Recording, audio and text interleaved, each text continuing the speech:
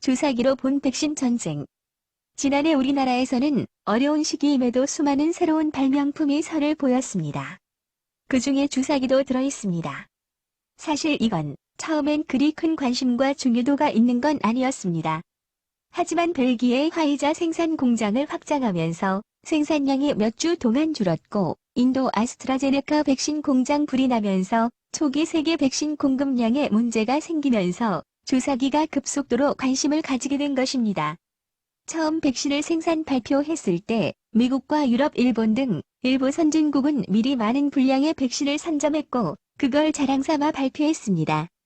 하지만 세계적으로 백신을 배포하기 시작하면서 백신이 생각보다 적게 공급된 것입니다. 백신 제조업체에서도 이렇게 짧은 시간에 많은 양을 생산해 본 적이 없어서 이렇게 계획대로 공급을 못할지 생각도 못했던 것입니다.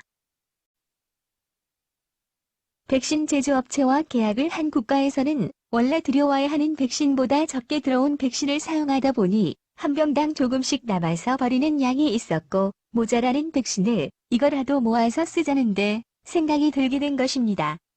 그런 결과로 미국 식품의약국 FDA에서 저용량 특수주사기 사용을 승인하면서 이 사건이 시작된 것입니다. 미국 식품의약국 FDA가 백신 접종을 위한 특수주사기 사용을 승인하며 백신 접종을 확대할 수 있다고 했습니다. 화이자 백신은 한 병당 5회분 접종이 정량이지만 FDA가 승인한 특수주사기를 사용하면 1회분을 더 추가할 수 있어 백신 공급을 늘리는 효과를 얻게 되었습니다. 미 보건당국이 저용량 특수주사기를 갖춘 화이자 백신을 별도로 분류해 각 주 정부에 배포할 계획이라고 합니다. 하지만 특수주사기의 물량 확보가 어려워 결과가 어떻게 될지 모른다고 합니다. 이에 우리나라에서 생산되는 최소잔형 LDS, 로 데드 스페이스 주사기 2월부터 월 1000만 개를 생산한다는 기쁜 소식이 들렸습니다. 이 주사기가 우리나라에서만 생산되는 것으로 아는 사람이 있는데 아닙니다. 미국의 헬스케어 의료기기, 의료소모품 제조업체 벡톤 디킨슨 PD라고 있는데 여기에서도 생산하긴 합니다. 이 회사가 아마도 의료소모품 세계 최대 생산업체일 겁니다. 우리나라에서도 이 회사의 인슐린 주사기를 많이 씁니다. 하지만 여기서도 계획에 없던 걸 바로 많은 생산이 어렵다고 하니 미국도 우리나라에서 수출 가능할 것 같습니다.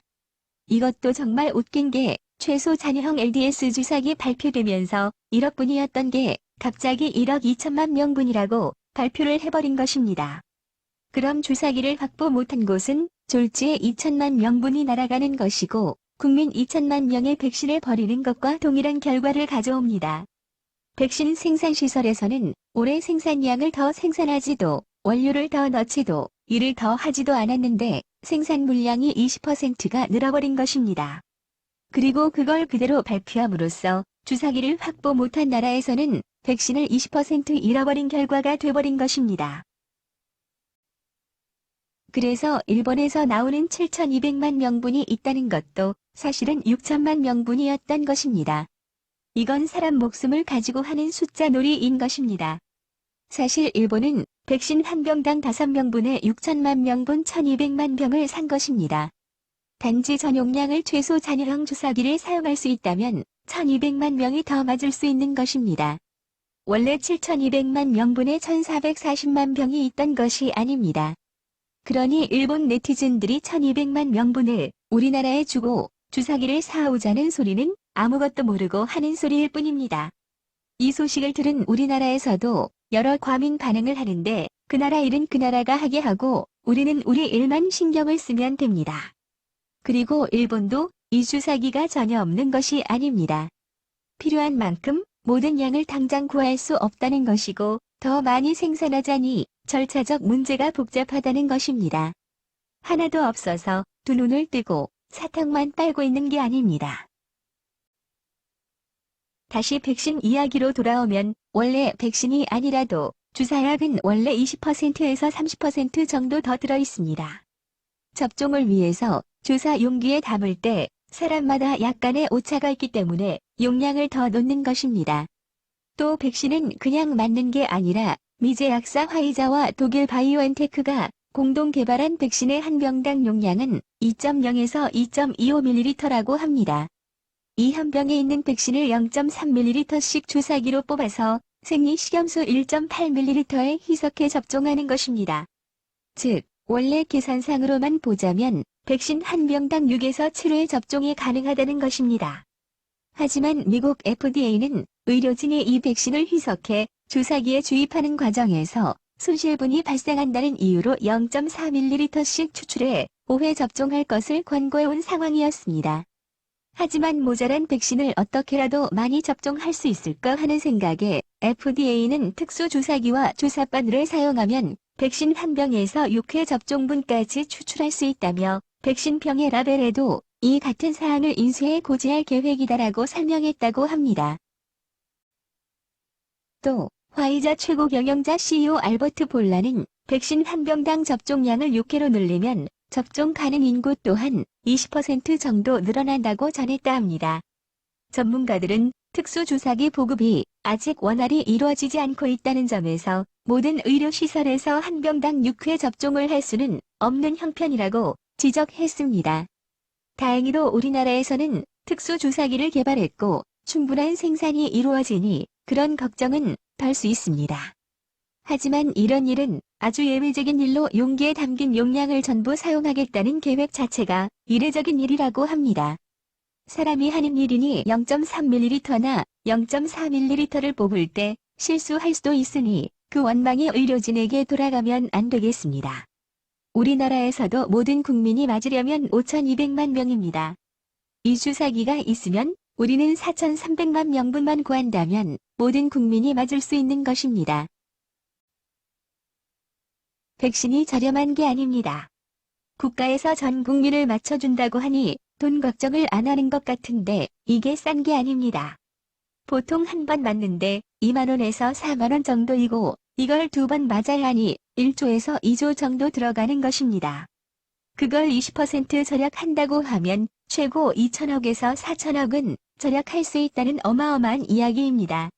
이런 어려운 국면의 세계 속에서 각 나라가 각국의 영향력과 외교력 등 모든 국가적 수단을 가지고 경쟁하고 있습니다. 그 속에서 마스크에서 산소호흡기 그리고 치료제 마지막으로 백신 전쟁이 끝날 줄 알았습니다. 하지만 여기에 주사기까지 싸움에 참전할 줄은 몰랐습니다.